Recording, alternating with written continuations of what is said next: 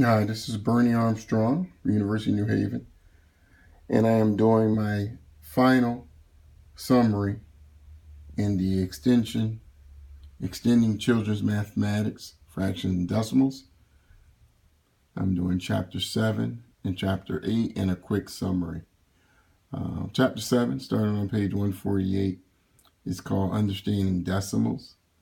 In this particular chapter, they talk about students and how they can learn decimals and how they can be seen as an extension of what they've already learned in other math levels. And one is in relation to base 10 and fractions. And so they can actually understand decimals a little bit better by seeing how numbers can kind of work together.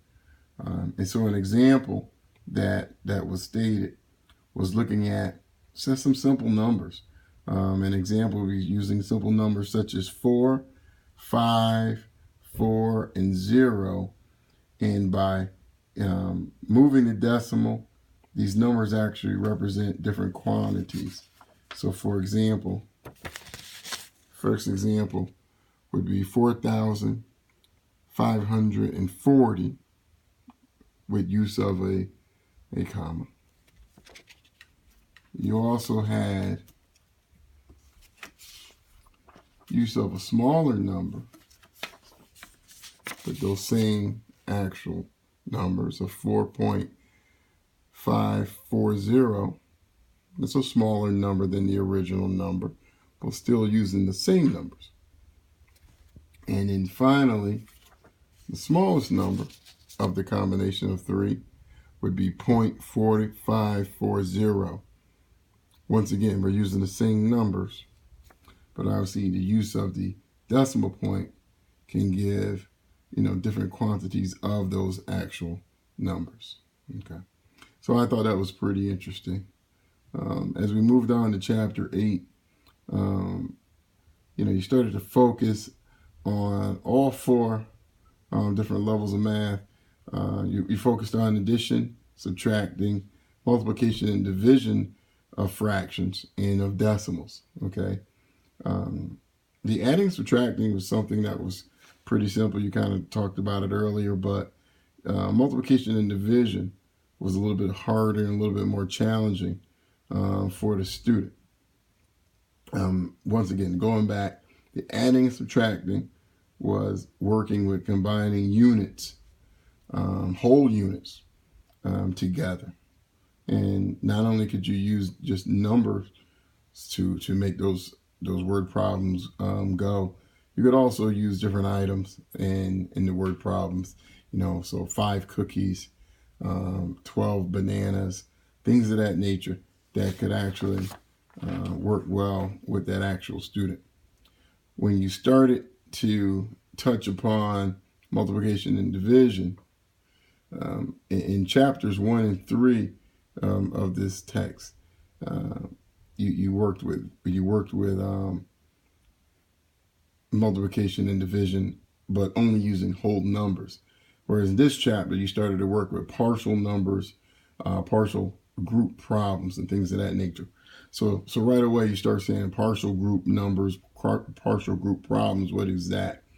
And what you're actually doing now is the number of groups is just not a whole number. An example that was pulled from page 189, as I lay it out here, is I have 2.5 bags of candy. A bag weighs a half a pound. How many pounds do I have? And so by looking at the 2.5 bags and the half pound, now you're working with partial groups. And when you start to multiply and divide partial groups, like I said, it can be somewhat challenging, but based on what we've learned in past chapters, when you go back to providing the opportunity for relational thinking, now all of a sudden those operation becomes a little more functional. Okay, and it allows the understanding of the operation of fractions and decimals. And then you actually are slowly but surely preparing yourself for algebra. So I thought those two samples or examples in chapter 7 and 8 kind of summed it up for us.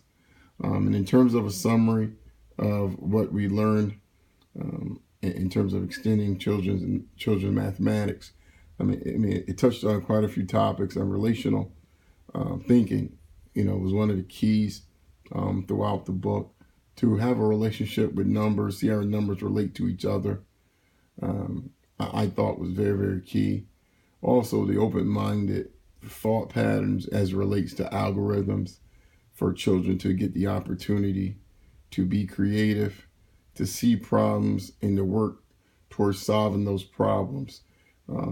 Having instructors and teachers give them the actual, algorithm, things of that nature to help solve them always worked, but to give them also the freedom to solve problems in their own unique way, as long as the answer was something that was a correct answer.